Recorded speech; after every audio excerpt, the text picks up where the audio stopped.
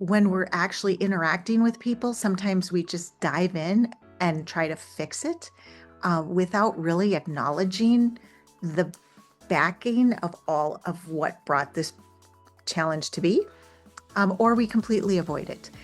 It's really not that necessary if you're given a methodology, a framework, and a process of how to have the conversation, how to have the follow-up conversation, how to map out the support in between.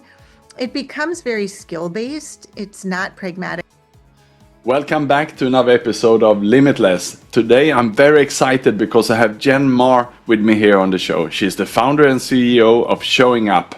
We're going to tackle a topic which is really important. A topic that many of my clients around Asia especially are really struggling with and would like to learn more about. It is the conversations you are avoiding and the ones shaping your culture. Jen, a warm welcome to you. How are you today? Great. Nick, I'm so happy to be here, and it's an honor and a pleasure to dive into this topic with you. Fantastic. And before we jump into the topic, I was saying before the show here that it's so much exciting work you do for so many fantastic clients. Maybe you can just give us an overview of the amazing work that you do. Absolutely. Well, over the last decade, I have really dove deep into our human behaviors in times of disruption, uncertainty, upheaval, and massive change. I think when we look at leadership and organizational development, over the past, we've had a very structured, kind of predictable way of working. And starting in the last 5 years, especially accelerating over the last 2 to 3 years, there is nothing that is predictable as it used to be, which causes a lot of uncertainty. And what we have found in our research is that in times of this upheaval and uncertainty, disruption, we might call it, we're getting our human relational behaviors wrong more than we're getting them right. It becomes quite a nuanced and an awkward space that leaders today really have never been trained up in how they deal with it because the change has been so rapid. And so diving into these areas and finding predictable patterns of how we respond and why we avoid these conversations is now something we have a lot of data behind. Yeah, thank you for sharing that, Jen, and I couldn't agree more with you. And it seems perhaps then that it's not in the board meetings or in the strategy meetings that leadership breaks down, but it is in the conversations that the leaders are having or the conversations that they are not having. Is that perhaps how we can put it, Jen? Yeah, there's a few areas to look at it. I think first, when we understand the trends that are driving this space, we find that obviously technology is one. We find that we now have more generations than ever in the workforce, and how different generations approach problems and challenges is very different. And then on top of that, we have the world events that are happening that are constantly shaping how people show up at work, sometimes with a lot of anxiety and stress and division on how people look at what's happening in the world. When you bring these factors together, like we said before, it's very different than in any other time in human history. And so there's these predictable human dilemmas that happen. And Nick, I would say that sometimes they do show up in the boardroom. They can show up anywhere. They show up in our homes. They show up if we're coaching a soccer team. They show up in any place where people gather. And that is, in this space, we find that most people will consider themselves good people, right? I'm a good person. I'm compassionate. I have empathy. So that is true. The second thing is, though, in all of this disruption, most people will say, no one has any idea what I'm dealing with. So I can see when others are, struggling, but no one sees me. We ask them, well, do you tell people? No, I really don't. But do you wish you could? Yes. Do you know how to address that space? No. So these are the dilemmas that are happening. And so it's kind of what we would call the awkward zone, that we don't feel trained, we don't feel equipped. And that is in micro moments every day, that we aren't sure if that's something we should talk about. We doubt whether we should get involved. We deflect responsibility. Or when we're actually interacting with people, sometimes we just dive in and try to fix it without really acknowledging the backing of all of what brought this challenge to be. Or we completely avoid it. And so we can look at this space and assess it to really understand why this problem is growing and how we can tackle it. Yeah, so thank you for sharing that, Jen. And I heard you talking about that awkward zone then. And many leaders indeed perhaps can feel overwhelmed. As I said, there's so much going on in the world. And when they come into the workplace, then it's also transformations there, the challenges, the changes, and people are just scared to speak up and perhaps they're avoiding these conversations. But what can we do to then overcome this? Because there must be a huge cost of this avoidance to the companies. Yeah, it starts with awareness. What we really love to do when we work with organizations through this is we first dive in and really understand from a discovery perspective, what are your key organizational pain points, right? What is that? A lot of key organizational pain points right now is, our communication is not good, or we don't have time to do all the things that we have. Once we understand what the key organizational pain points are, there comes a point where leaders from all different generations need to understand this new paradigm of what has changed and therefore why their role as a leader has changed. Many leaders in our organizations today don't recognize that shift. So before we do anything, we have to help them understand. A lot of this has to do with generations, right? Generations, the ones that were raised with screens in their hand, are looking at the world very different than most of the senior leaders that were raised without screens in their hand. So the first step is discover, then become aware and align on what the issues are. And then we equip all of these leaders and their teams with concrete micro moment skills that they can do in the short time that they have and in a very pragmatic way, not an emotion-based training. This is a skill-based training that we can really help identify in your micro moments. These are things you can do that don't take emotion, just skill, that really address the space. So I'm touching a lot in my work also on vulnerability as a strength. How do you look at that? Because I hear that we can prepare for these conversations, but would you also encourage the leaders to be more human and to share more emotions as well in the workplace? Yeah, I think, but I do think too, we don't have to go that far, because I think people kind of get, I don't know, I don't want to be vulnerable. And sometimes it's really not that necessary if you're given a methodology, a framework, and a process of how to have the conversation, how to have the follow-up conversation, how to map out the support in between. It becomes very skill-based. It's not pragmatic. And it goes back to my research where it was teaching the skill to cultivate the emotion, not vice versa. Right. So I can't tell someone that is apathetic to have empathy. You can't reason that into someone.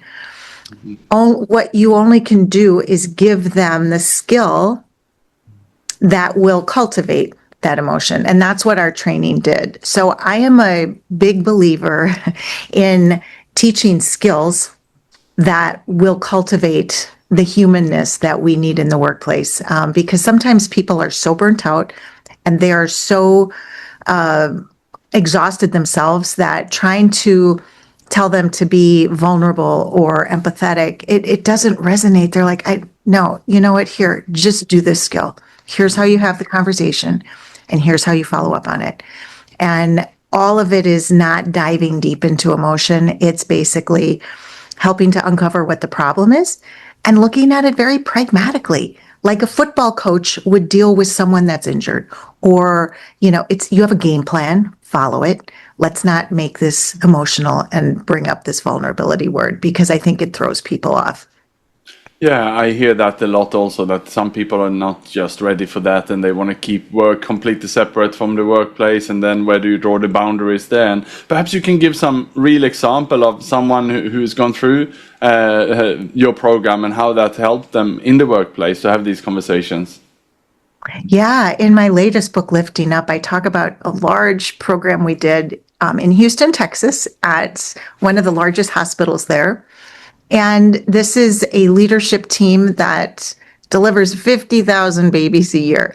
And if you followed post-COVID, the nursing shortage is a very big deal. So retention in hospitals and people not feeling that they're seen and valued, and so they're leaving.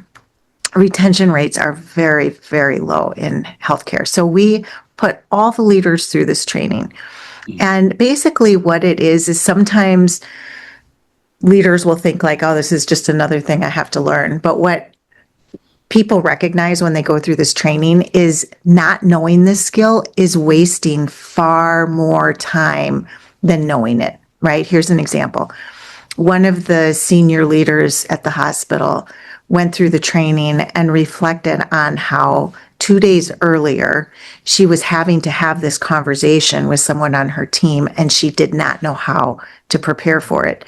And she said she spent 30 minutes preparing for a talk that she had no idea how to have.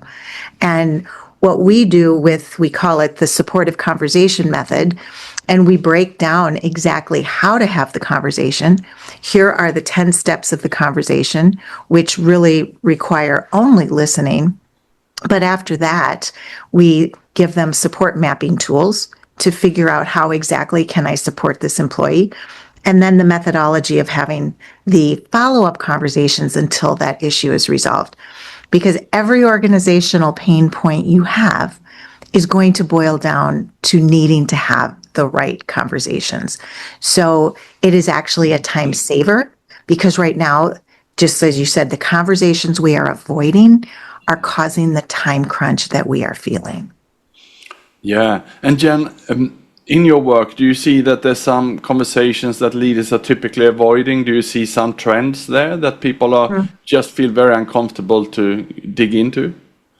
Yeah, there's a couple of things. Number one, leaders themselves are exhausted. They're like, wait, I don't have time for this, right? I don't even have time to get my own work done. But there is this new space that didn't used to happen, right? This space where leaders are unsure of what the boundaries are between HR, like what is HR's role? What's my role? What's the role of a mental health counselor?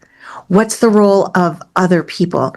And so helping leaders identify what their role is and what their boundaries are, those issues come up all the time in so many spaces, whether it's a personal issue, whether it's team conflict, whether it is a project that's gotten off track and the environment feels toxic and nobody knows how to have those conversations. All of that falls into the awkward zone when the human behaviors of bringing people the support they need run into the wall of no time and no skill development in that space that's needed.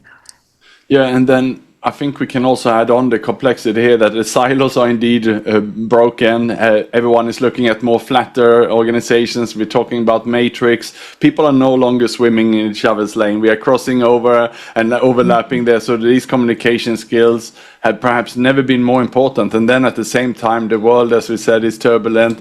There's so many tensions going on and people come in anxious. So how can we swim facing each other and crossing over in these difficult matrix of organizations while still having these difficult conversations? It sounds perhaps overwhelming to anyone listening, Jen. What do you think? Well, I think we first have to recognize that just all those things that you just said, they're really happening. Every day there are new systems that need to be implemented, and all of these changes have a human fallout element. And there will become a time that organizations say the most important thing we can do is scale our connectedness and our human skills in the face of this constant technological upgrade. So the future, if we look at it, really is not transactional, it's interactional. And so we have to just break it down into simple conversations. And I think what we like to say is we look at it all as micro moments.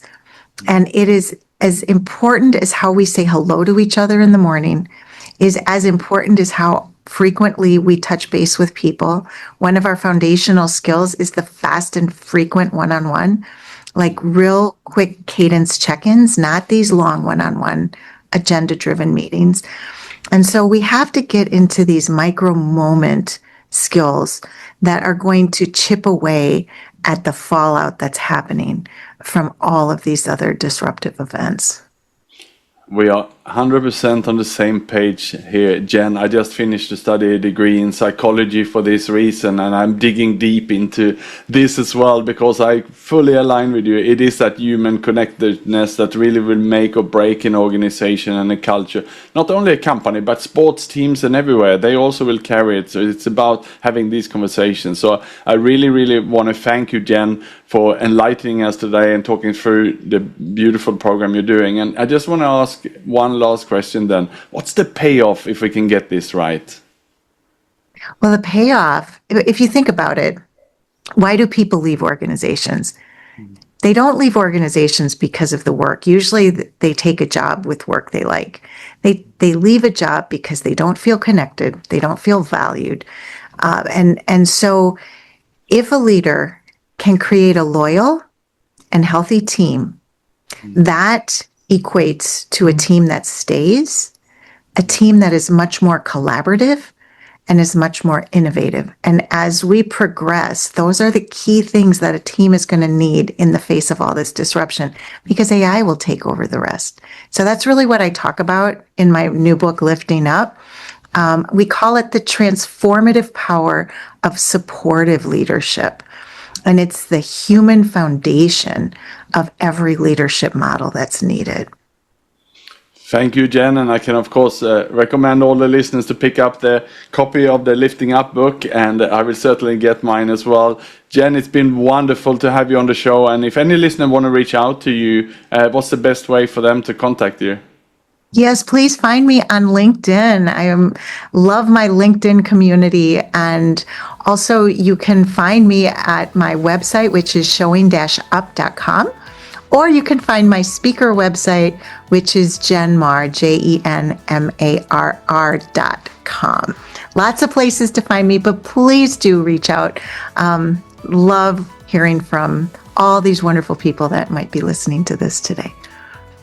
Thank you, Jen, and thanks to all the listeners as well.